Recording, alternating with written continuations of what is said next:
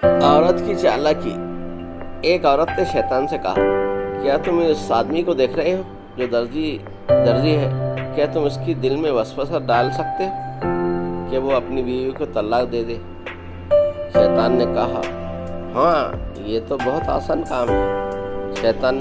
शैतान उस दर्जी के पास गया, हर तरह से वसवसे डालने लगा, लेकिन दर्जी अपनी बीवी से बहुत मोहब्बत करता था। उसने इन बातों की परवाह न की और तलाक देने का सोचा भी नहीं। चुनांचे शैतान वापस आया और अपनी शिकस्त मानी। औरत ने कहा, अब जरा देखो मैं क्या करती हूँ।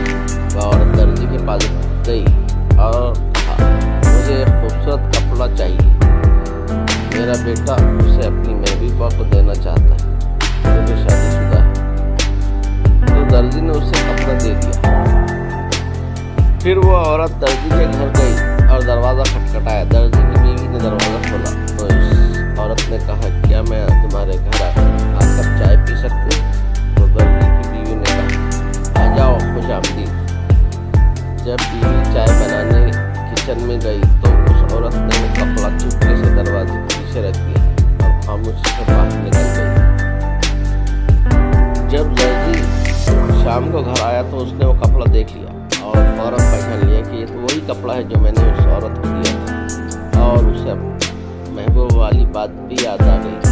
तो उसने फौरन अपनी बीवी को घर से निकाल दिया। शैतान ने कहा, तुम औरतों का तो कोई इलाज ही नहीं।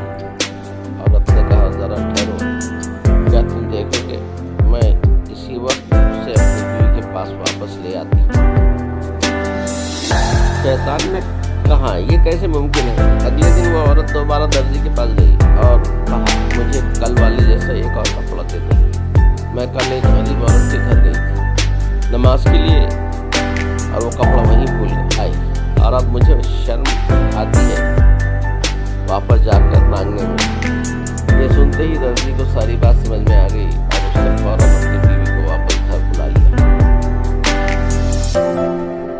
अब शैतान दिमागी इमराज के अस्पताल में दाखिल है। निगहदाश्त के लिए वार्ड में कमरा नंबर 1 और उसकी हालत की वजह से किसी और को उससे मिलने की इजाज़त नहीं है। वीडियो पसंद आए तो लाइक, शेयर और सब्सक्राइब करें। सुनने का बेहद शुक्रिया।